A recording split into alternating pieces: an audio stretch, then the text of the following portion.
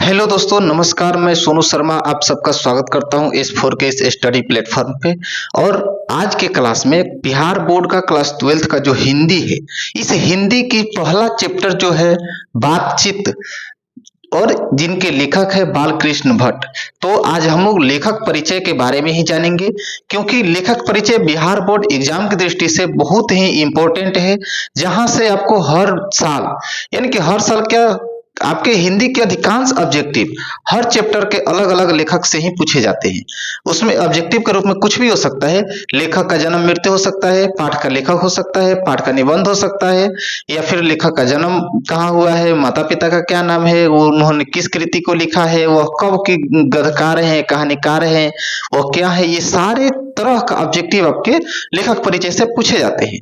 जब आप लोग गाइड या मॉडल पेपर पढ़िएगा तो आप लोग को उसमें स्पष्ट रूप से दिखेगा कि अधिकांश ऑब्जेक्टिव आप लोगों का इसी से उठाया जाता है। ठीक है, तो आज हम लोग इसके पहला पाठ के, यानी कि 12th क्लास का हिंदी का पहला पाठ बातचीत, जिनके लेखक हैं बालकृष्ण भट्ट, इनके बारे में हम लोग जानेंगे। ठीक है, और आज जो आप लोगों का सब्जेक्टिव क्लास होने वाला था क्लास 10th का, वो नहीं हो सका क्योंकि कुछ कारण थी। मैं रूम पे खुद लेट से आया, 7 बजे के बाद ही आ पाया रूम पे, जिसकी वजह से आप लोगों का क्लास नहीं हो पाया। तो ये क्लास हो सकता है कि कल हो जाए टाइम से। ठीक है, क्योंकि कह नहीं सकता हूँ कि कल ही मैं टाइम से आऊंगा या नहीं। सो हो सकता है कल हो जाए आप लोगों का ये क्लास। तो आज हम लोग क्लास 12th का ये जो है वीडियो देखेंगे।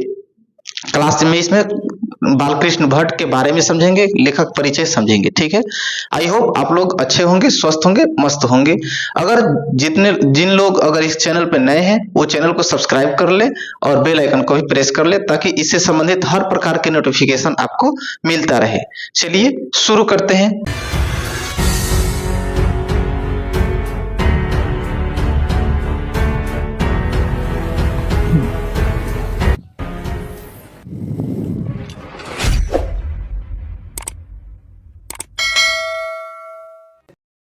जैसा कि आप जानते हैं कि यह क्लास 12th का भाग 2 है, और इसके पहला चैप्टर है बातचीत, जिनके लेखक हैं बालकृष्ण भट्ट।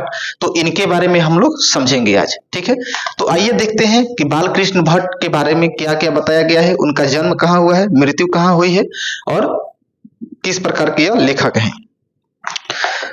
इसमें बताया जा रहा है कि बालकृष्ण भट्ट का जन्म 23 जून 1844 को हुआ है। ठीक है, 23 जून 1844 को हुआ है। इनका जन्म कब हुआ? 23 जून 1844 को।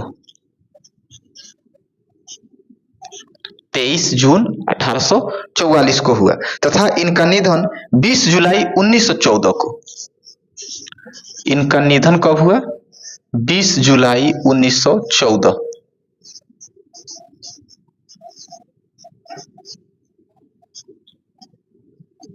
इनका निवास स्थान जो है इलाहाबाद उत्तर प्रदेश के यह रहने वाले हैं। इलाहाबाद उत्तर प्रदेश के यह रहने वाले हैं बालकृष्ण भट्ट। इनके माता पिता का नाम पार्वती देवी एवं बेनी प्रसाद भट्ट है। पिता एक व्यापारी थे और माता एक सुसंस्कृत महिला, यानी कि संस्कृत का मतलब, सुसंस्कृत का मतलब कि संस्कार से भरी हुई थी। ठीक है, जिन्होंने बालकृष्ण भट्ट के मन में अध्ययन की रुचि एवं लालसा जगाई। बालकृष्ण भट्ट जो लेखक हैं, इनके मन में पढ़ाई के प्रति प्यार, लगाव जो भी है, इनकी माता ने ही लगाई। और आज जो है हम लोग इनको जानते हैं, तो ये यही इनका देन है कि यह एक शिक्षित व्यक्ति हैं। आप लोग भी अगर चाहते हैं कि आप लोगों को भी भविष्य में याद रखा जाए, तो आप लोग भी शिक्षित बनिए, एक अच्छा आदमी बनिए, कुछ अलग नाम कमाइए। आपका नाम जो साधारण नाम है वो तो आपके घर वाले ने रख दिया है ना, लेकिन आपको जो नाम कमाना है वो तो आपको ही कमाना पड़ेगा। जैसे आज जो इनके नाम बालकृष्ण भट्ट इनके घर परिवार ने रखा है, लेकिन आज हम लोग इनको एक लेखक के बारे में जानते हैं, कहानीकार के बारे में भी जानते हैं। तो आपको अपना जो नाम कमाना है वो आप ही को कमाना पड़ेगा। तो कोशिश कीजिए लाइफ में कुछ करने की, आगे बढ़ने की। इनकी प्रारंभिक शिक्षा जो हुई थी वो संस्कृत का अध्ययन से शुरू हुआ। 1867 में प्रयाग मिशन स्कूल के एंट्रेंस परीक्षा दी। ठीक है, यानी कि प्रारंभिक शिक्षा इन्होंने संस्कृत से ही शुरू किया था, और प्रयाग के मिशन स्कूल से ही इन्होंने एंट्रेंस की परीक्षा दी। अगर इनकी वृत्ति में देखा जाए, वृत्ति का मतलब कि इन्होंने क्या क्या किया, वृत्ति का मतलब होता है इन्होंने क्या क्या किया। तो वृत्ति में देखिए 1869 से लेकर 1875 तक प्रयाग के मिशन स्कूल में अध्यापन। 1869 से 1875 तक प्रयाग के मिशन स्कूल में अध्यापन किया इन्होंने। प्रयाग के मिशन स्कूल में अध्यापन। 1885 में प्रयाग के ही CAB स्कूल में संस्कृत का अध्यापन, यानी कि ये एक शिक्षक रहे थे, अध्यापन किए थे, ठीक। 1888 में प्रयाग की कायस्थ पाठशाला इंटर कॉलेज में अध्यापक नियुक्त। ये यानी कि संस्कृत का अध्यापन करने के बाद 1888 में प्रयाग के पाठशाला इंटर कॉलेज में अध्यापक नियुक्त हुए, लेकिन उग्र स्वभाव के कारण नौकरी छोड़नी पड़ी। यानी कि इनकी जो स्वभाव थी वो उग्र थी, तुरंत उत्तेजित हो जाते थे, या ऐसे कहा जाता है कि यह गुस्सैल टाइप के होंगे। इनकी स्वभाव जो थी वह उग्र थी, नौकरी छोड़नी पड़ी और उसके बाद से लेखन कार्य पर ही ये निर्भर हो गए। उसके बाद से ये जो थे यह लेखन कार्य पर ही निर्भर हो गए, यानी कि लिखने का ही कार्य किए, कविता लिखे, कहानी लिखे, गद्य लिखे, निबंध लिखे, जो भी लिखे, लिखने का ही कार्य में ये निर्भर हो गए। विशेष परिस्थिति, अब आगे देखिए कि इनके जीवन में विशेष परिस्थिति क्या है। ये देखिए ये सारी चीज आपको बुक से ही दिया गया है, ठीक है। बुक में ये सब चीज आपको दिया गया, आपकी स्क्रीन पर भी दिख रहा होगा, देख सकते हैं वहां से।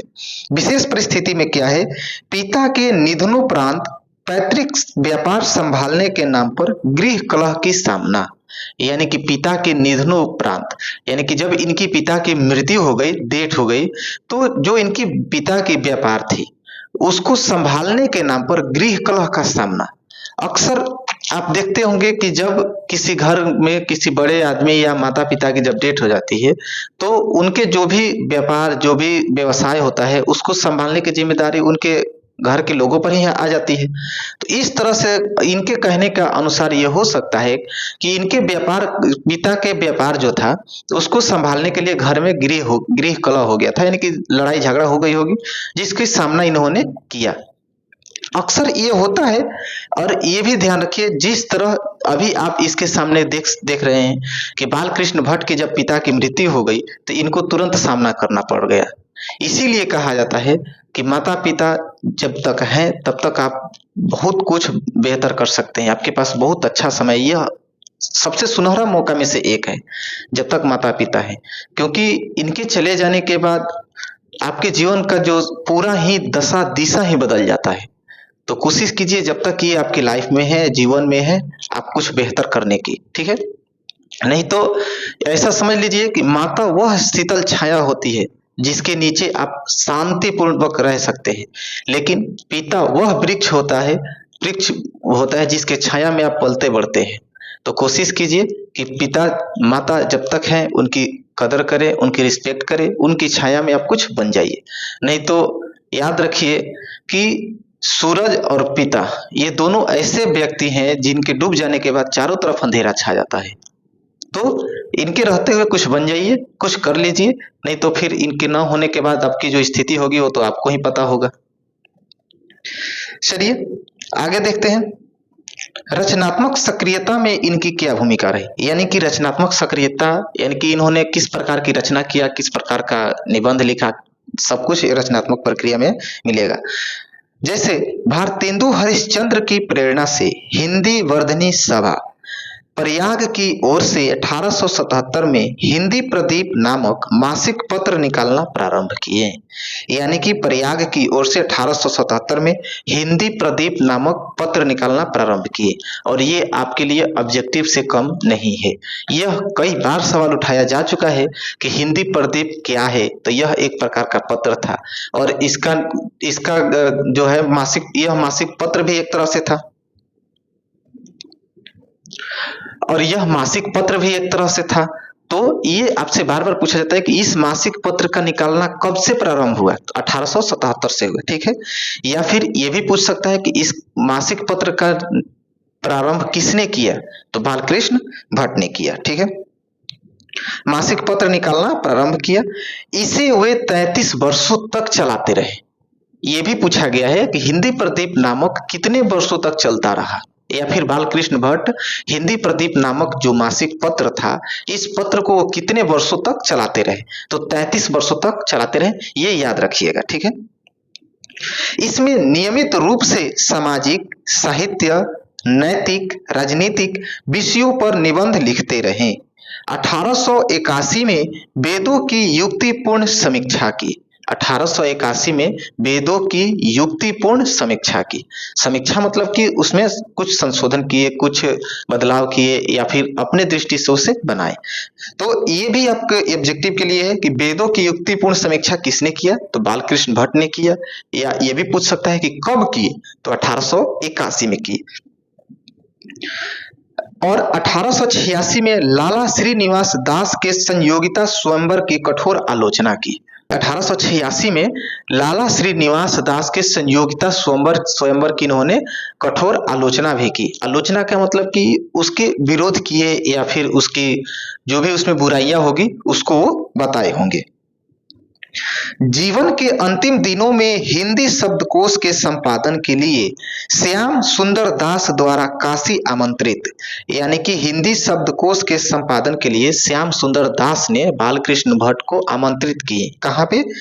तो काशी में इनको आमंत्रित किया गया, किंतु अच्छा व्यवहार न होने पर अलग हो गए। यानी कि कौन अलग हो गए? तो बालकृष्ण भट्ट जी जो थे ये अलग हो गए। क्यों? क्योंकि इनके साथ व्यवहार अच्छा नहीं हो पा रहा था, इनके साथ व्यवहार अच्छा नहीं कर रहे थे लोग, इनको आत्मसम्मान की ठेस लगी और यह अलग हो गए। और यह बात सही भी है। कहीं भी हमेशा याद रखिएगा, आत्मसम्मान के साथ, सेल्फ रिस्पेक्ट के साथ नो समझौता, नो कॉम्प्रोमाइज, कोई समझौता नहीं। नहीं तो ये भी ध्यान में रखिएगा, धन गया तो गया कुछ नहीं, स्वास्थ्य गया कुछ जाता है। गया अगर स्वाभिमान तुम्हारा तो समझो सब कुछ लूट जाता है। इसलिए स्वाभिमान को अपने हमेशा बरकरार रखिए, जिंदा रखिए, उसको हमेशा जिंदा रखिए। स्वाभिमान के साथ कोई समझौता नहीं, किसी से कोई समझौता नहीं। अगर आपकी कदर नहीं हो रही है, रिस्पेक्ट नहीं हो रही है, वहां से हट जाइए। लेकिन अगर स्वाभिमान को बेच करके जीना पड़े तो इससे बेहतर है मृत्यु को स्वीकार करना। तो इनके साथ वही हुआ, इनको कद्र नहीं किया गया, इनका जो है धिक्कारा गया, इनके साथ अच्छा व्यवहार नहीं हुआ, तो ये वहां से अलग हो गए।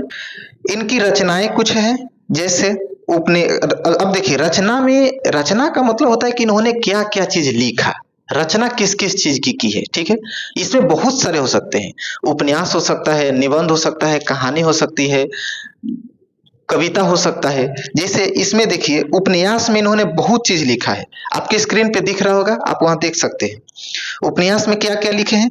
रहस्य कथा, नूतन ब्रह्मचारी, 100 अजान एक सुजान। और ये जो 100 अजान एक सुजान है, यह 100 अजान एक सुजान, 100 अजान एक सुजान, ये उपन्यास कई बार आपके बिहार बोर्ड द्वारा ऑब्जेक्टिव में उठाया जा चुका है। 100 अजान एक सुजान, यह बहुत बार बिहार बोर्ड द्वारा पूछा जा चुका है। तो आप कोशिश कीजिए इसको खास करके याद रखने के लिए कि 100 अजान एक सुजान क्या है। तो यह एक प्रकार का उपन्यास था। या फिर 100 अजान एक सुजान का लेखक कौन है? तो बालकृष्ण भट्ट है, ठीक है। और उपन्यास में और लिखे हैं गुप्तवैरी, रसातल यात्रा, उचित दक्षिणा, हमारी घड़ी, सद्भाव का अभाव। और ये भी है सद्भाव का अभाव, यानी कि 100 अजान एक सुजान और सद्भाव का अभाव, सद्भाव का अभाव। ये दो उपन्यास महत्वपूर्ण है, यह बहुत बार पूछा जा चुका है। अब देखिए, रचना में नाटक भी कुछ लिखे हैं। नाटक में क्या चीज? पद्मावती, किराता अर्जुनिया, बेनी संहार, शिशुपाल वध, नल दमयंती, दमयंती स्वयंवर, शिक्षादान, चंद्रसेन, सीता वनवास, पतित पंचम, मेघनाथ वध, कटर सम की एक नकल, बृहनला, इंग्लैंडेश्वरी और भारत की जननी, भारतवर्ष और कली, दो दूरदेशी, एक रोगी और एक वैध, रेल का विकट खेल, बाल विवाह। इसमें से 3 है, रेल का विकट खेल और बाल विवाह। यानी कि नाटक में ये दो चीज आपके लिए ऑब्जेक्टिव के लिए इंपॉर्टेंट है। हालांकि अगर ये सारे याद हो जाए तो बढ़िया, क्योंकि बिहार बोर्ड है, सन के दिमाग का होता है, कब क्या पूछ दे इसका कोई पता नहीं। और देखिए प्रहसन, चूंकि ये आपके किताब में भी है तो आपको याद रखना भी पड़ेगा। अगर आप चाहते हैं कि बेहतर रिजल्ट पाए तो आपको याद रखना ही पड़ेगा, बुक को समझना ही पड़ेगा। जब वो आपके सामने दे ही दिया है तो आपको भी याद रखना पड़ेगा। प्रहसन में इन्होंने क्या क्या लिखा है? जैसा काम वैसा परिणाम, नई रोशनी का विष, आचार विडंबन इत्यादि। और निबंध में भी इन्होंने लिखा है। निबंध में देखिए क्या बताया गया है, 1000 के आसपास निबंध, जिसमें 100 से ऊपर बहुत महत्वपूर्ण, यानी कि निबंध इन्होंने लगभग लगभग 1000 लिखे हैं, जिसमें वो नहीं बताया गया है। लेकिन उस 1000 निबंध में 100 से अधिक निबंध बहुत महत्वपूर्ण है। जैसे भट्ट निबंध माला नाम से 2 खंडों में एक संग्रह प्रकाशित है, यानी कि निबंध में जो है भट्ट निबंध माला नाम से 2 खंड में प्रकाशित भी है। ठीक है, अब देखिए ये था इनका लेखक परिचय। यानी कि अगर फिर से देख लीजिए एक बार, बालकृष्ण भट्ट का जन्म कब हुआ था? 23 जून 1844। ठीक है, निधन कब हुआ था? 20 जुलाई 1914। माता का नाम क्या था? पार्वती देवी। पिता का क्या नाम था? बेनी प्रसाद भट्ट। और इनका जन्म स्थान कहाँ का था? उत्तर प्रदेश के इलाहाबाद में। यह लेखक कौन से पाठ के हैं? बातचीत पाठ के हैं। ठीक है, बातचीत पाठ के लेखक कौन है? बालकृष्ण भट्ट हैं।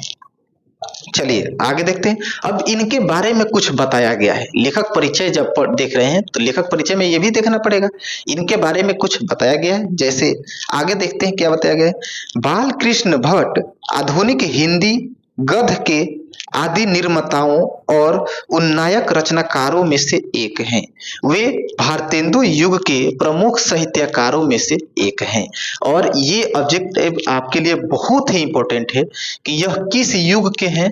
भारतेंदु युग के हैं। भारतेंदु युग, भारतेंदु युग के हैं। और ये क्या है? तो ये गद्यकार है, गद्यकार है। ठीक है, यह क्या है? तो एक तरह का गद्यकार है। भारतेंदु युग के प्रमुख गद्यकार साहित्यकारों में से यह एक है। तो आपको ये बार बार पूछा जाता है कि भारतेंदु युग के ये क्या है? तो गद्यकार है। या फिर बालकृष्ण भट्ट किस युग के साहित्यकार हैं? तो वह भारतेंदु युग के साहित्यकार हैं।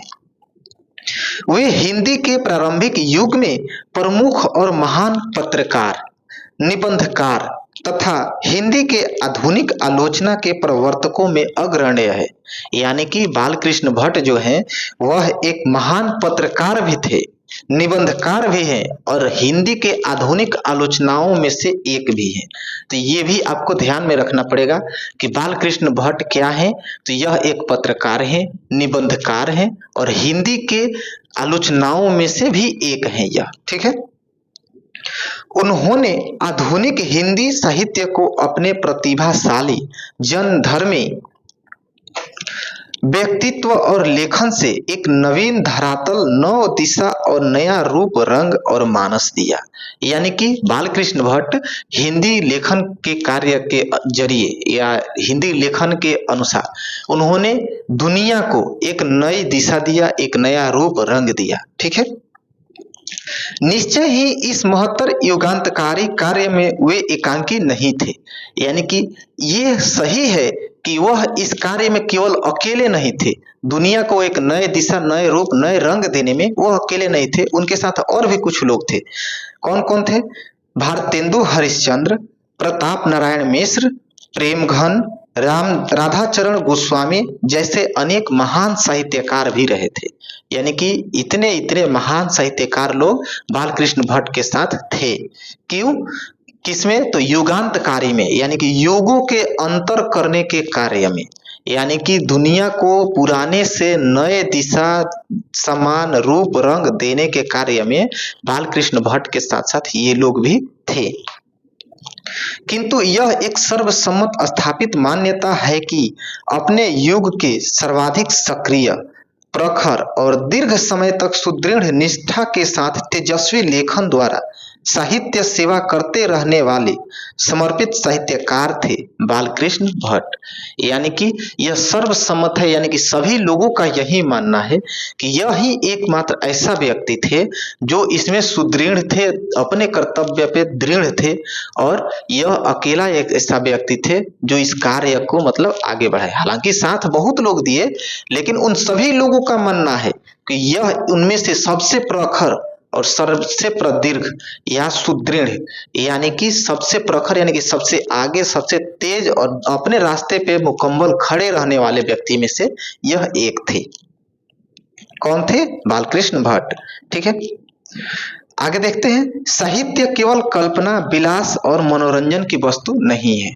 यानी कि हिंदी साहित्य जो है यह कल्पना यानी कि केवल सोचने विचारने की वस्तु नहीं है, विलास मनोरंजन यानी कि भोग विलास की नहीं है, यह केवल अपने मनोरंजन या अपने आप को खुश रखने का नहीं है।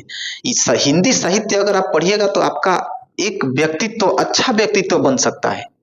आपका व्यक्तित्व जो है एक बहुत अच्छा व्यक्तित्व बन सकता है हिंदी साहित्य को पढ़ने से। ठीक है, और बालकृष्ण भट्ट यही बात को समझाना चाह रहे हैं कि हिंदी साहित्य जो है यह भोग विलास की वस्तु नहीं है, मनोरंजन की वस्तु नहीं है, अपितु वह जन समूह के चित्त के विकास का संवाहक और जन संस्कृति में विकास प्रवाह का मूर्त भार में उपादान है। अभी हमने बताया कि जो साहित्य है, हिंदी साहित्य है, यह खेलने कूदने की वस्तु नहीं है, अपने आप को आनंदित करने का कोई वस्तु नहीं है। इसको पढ़ करके आप अपने आप के व्यक्तित्व को एक बेहतर व्यक्तित्व प्रदान कर सकते हैं, अपने चरित्र को एक बेहतर चरित्र बना सकते हैं। जो गहन लोक संपृक्ति से उपजता और दिशा पाता है, यह बोधपूर्ण प्रधान मान्यता भारतेंदु युग के साहित्य से ही बनती है और इसके दृष्टताओं में बालकृष्ण भट्ट प्रमुख है। यानी कि हिंदी साहित्य से जितने भी लोगों की चरित्र कह सकते हैं या उनकी व्यक्तित्व का बात कर सकते हैं, जितने भी लोगों का व्यक्तित्व एक अच्छा व्यक्तित्व प्रदान हुआ है, उन सब में से एक बालकृष्ण भट्ट आपके सामने है, प्रमुख है, आप इनको देख सकते हैं। ठीक है, आधुनिक हिंदी नवजागरण और राष्ट्रीय आंदोलन के दौर में नए सिरे से अपनी भाषा और साहित्य की मौलिक लोकवादी प्रकृति एवं जातीय निष्ठा की पहचान करते हुए तदनुरूप दिशा और प्रवाह देने का कार्य जिन महान लेखकों ने अपने रचनात्मक गतिविधि द्वारा संपन्न किया, उसमें से भट्ट जी विशेष रूप से स्मरणीय हैं। यानी कि हिंदी साहित्य को आगे बढ़ाने में, दुनिया को नए दिशा, समाज को नया रूप रंग ढंग देने की जितने भी लोग कार्य किए, उनमें से ये बालकृष्ण भट्ट सबसे प्रमुख और स्मरणीय है, यानी कि याद करने योग्य है, और आज याद लोग करते भी हैं बालकृष्ण भट्ट जी को। इसीलिए कहते हैं कि आप लोग भी शिक्षित बनिए, पढ़िए, आप लोग भी आगे बढ़िए। बेशक देखा जाए तो इनकी मृत्यु हो चुकी है, ये तो इस दुनिया में नहीं है, लेकिन फिर भी देखा जाए तो ये भी इस दुनिया में अभी भी है। देखिए, जीने मरने के क्या मतलब है, आपका शरीर नहीं है तो ये हो सकता है कि आपकी मृत्यु हो गई है, लेकिन आपके जब तक दुनिया में विचार रहेंगे तब तक आपकी मृत्यु नहीं होगी, तब भी आप जिंदा ही रहेंगे। क्या भीमराव अंबेडकर साहब की मृत्यु हो गई है? नहीं हुई है। भगत सिंह की मृत्यु हुई है? नहीं हुई है। आज भी वो लोग जिंदा है, आज भी उनके विचार जिंदा है। तो अगर आप भी चाहते हैं कि आप भी मरने के बाद भी जिंदा रहें, तो आपको दो कार्यों में से कम एक कार्य तो करना ही पड़ेगा। अगर आप भी चाहते हैं कि मरने के बाद भी जिंदा रहें, तो दो कार्यों में से एक कार्य जरूर कीजिए, या तो कुछ लिखने लायक कुछ कर जाइए, या फिर कुछ पढ़ने लायक कुछ लिख जाइए। जैसे आज भीमराव अंबेडकर साहब को देख लीजिए, संविधान लिख करके चले गए और पूरी दुनिया उस संविधान को देखती है। भारत के साथ साथ बहुत के लगभग पूरी दुनिया देखती है। सबसे तगड़ा जो संविधान है वो भारत का ही संविधान है।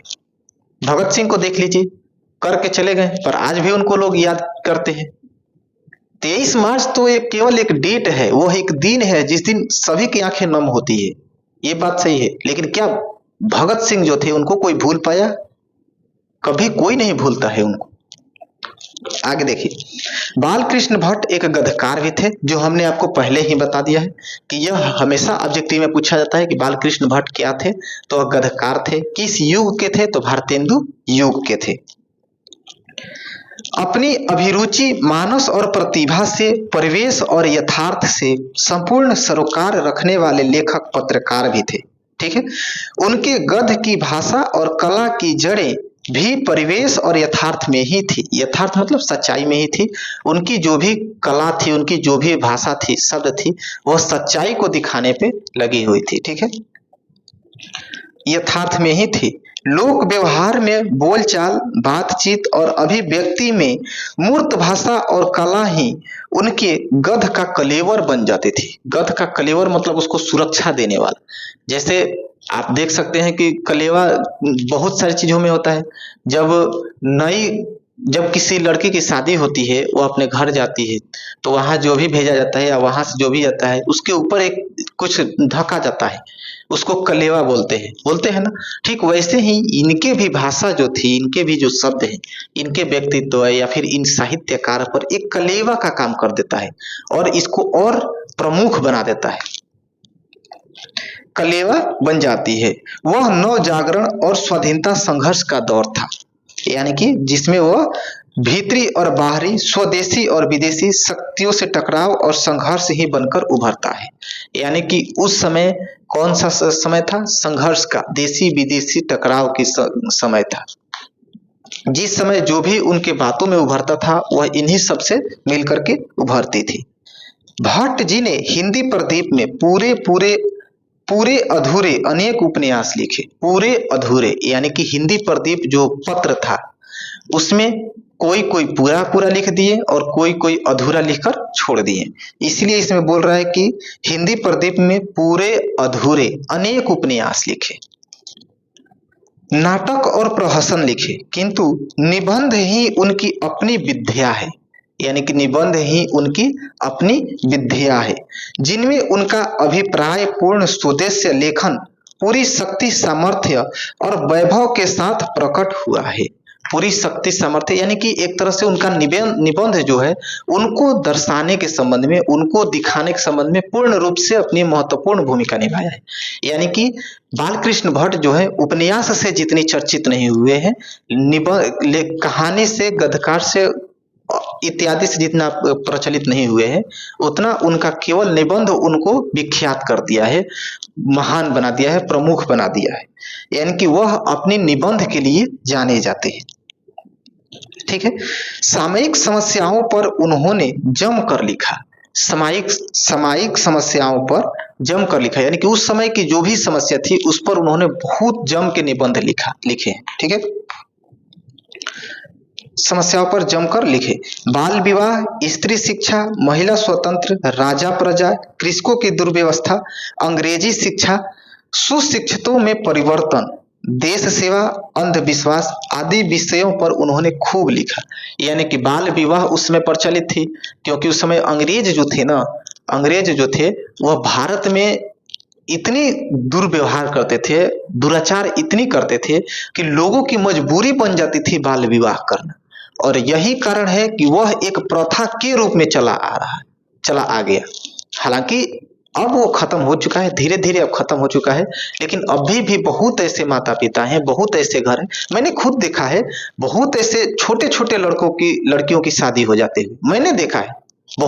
तो लेकिन ये गलत है एक तरह से। बाल विवाह यह एक गरीबी का भी प्रमुख कारण बन सकता है, क्योंकि बाल विवाह से भविष्य में बहुत सारे ऐसे रोग उत्पन्न हो सकते हैं जो आपको गरीबी की ओर धक्का लगाने में महत्वपूर्ण भूमिका निभाएंगे।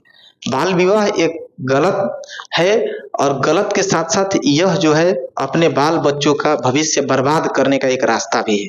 तो कोशिश कीजिए, जितने भी लोग इस वीडियो को देख रहे हैं, अपने घर परिवार में या फिर समाज में जो भी है, समाज के लोगों को तो आप नहीं समझा सकते हैं, बट अपने घर में कम से कम कोशिश कीजिए किसी का बाल विवाह न हो।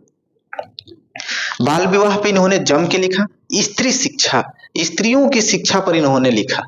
और अक्सर आप देखिएगा तो जितने भी लेखक हुए, जितने भी महान लोग हुए, स्त्रियों की शिक्षा पर अक्सर बात करते हुए दिखेंगे। लेकिन इन लोगों को कहने से, लिखने से क्या फर्क पड़ा? आज भी समाज में बहुत सारे ऐसे घर हैं जहां स्त्रियों को केवल घर में रखने की एक साजिश हो जा रही है। पढ़ाने के लिए तो पढ़ाया जा रहा है, पढ़ा दिया जा रहा है, पढ़ाने के लिए पढ़ाया तो जा रहा है, लेकिन उतनी शिक्षा नहीं दिया जा रहा है जिससे वह खुद की मानसिकता से बाहर निकल सके, खुद की विकास करने के सक्षम हो सके। पढ़ाने के आज के समय में मिडिल क्लास की बात की जाए या फिर गरीब घर के लोगों की बात की जाए तो उनकी पढ़ाई अधिकांश स्त्रियों को इसलिए दिया जा रहा है ताकि उसकी शादी विवाह हो सके। यह गलत नहीं हम बोल रहे हैं, यह 100% सही है। बहुत ऐसे घर परिवार के लोग हैं जो अपने लड़के लड़कियों को इसलिए केवल पढ़ा रहे हैं ताकि उनकी शादी विवाह हो सके, इसलिए नहीं कि उनकी जीवन बेहतर हो सके, वह अपने लाइफ को बेहतर बना सके, इसलिए कि उनकी शादी विवाह हो सके। तो इन्होंने स्त्री शिक्षा पर जोर दिया था। स्त्री शिक्षा के साथ साथ ये स्वतंत्रता, राजा प्रजा, कृषकों की दुर्व्यवस्था, अंग्रेजी शिक्षा, सुशिक्षितों की प्रभाव परिवर्तन, देश सेवा, अंधविश्वास आदि पर इन्होंने जमकर लिखा। विविध मनोभाव और भाषा साहित्य के विषयों पर भी खूब लिखा। भाषा साहित्य यानी कि बोलने की कला, भाषा। जैसे ये पाठ हम लोग जो बातचीत पढ़ रहे हैं इसमें हम लोगों को बहुत सारी बातें सीखने की मिलेगी कि बातचीत करते समय क्या ध्यान रखना चाहिए, कैसा बातचीत होना चाहिए। इसमें जब हम लोग बातचीत का जब पाठ पढ़ेंगे देखेंगे इसमें बहुत कुछ हम लोगों को सीखने के लिए मिलेगा। खोलकर लिखा। व्यक्तित्व व्यंग्यात्मक, आत्मपरक, कलात्मक निबंध भी इन्होंने इतने लिखे हैं कि उनकी संख्या सैकड़ों में है। यानी कि कौन कौन से, तो व्यक्तित्व व्यंजक, आत्मपरक, कलात्मक निबंध। यानी व्यक्तित्व व्यंजक का मतलब कि खुद के व्यवहार को बनाने की कला, या फिर आत्म परख, खुद को परखने की कि हम किस लेवल का है, किस लायक है। ऐसे ऐसे निबंध भी इन्होंने बहुत लिखा, सैकड़ों में है। आचार्य रामचंद्र शुक्ल निबंधकार के रूप में उन्हें अंग्रेजी साहित्य के एडिशन और स्टील की श्रेणी में रखा। यानी कि कौन, आचार्य रामचंद्र शुक्ल, आचार्य रामचंद्र शुक्ल। ये भी आपके ऑब्जेक्टिव के लिए हो सकता है। आचार्य रामचंद्र शुक्ल, इनको किस प्रकार का उपाधि दिया, अंग्रेजी साहित्य का एडिशन, अंग्रेजी साहित्य का एडिशन।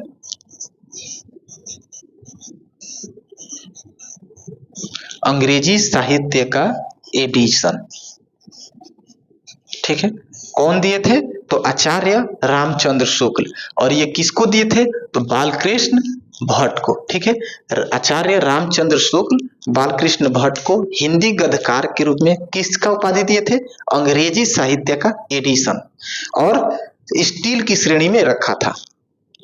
यहाँ प्रस्तुत बातचीत जो है यह शीर्षक निबंध और निबंधकार के व्यक्तित्व और निबंध कला के साथ साथ शैली का भी, भाषा शैली का भी प्रतिनिधित्व करता है।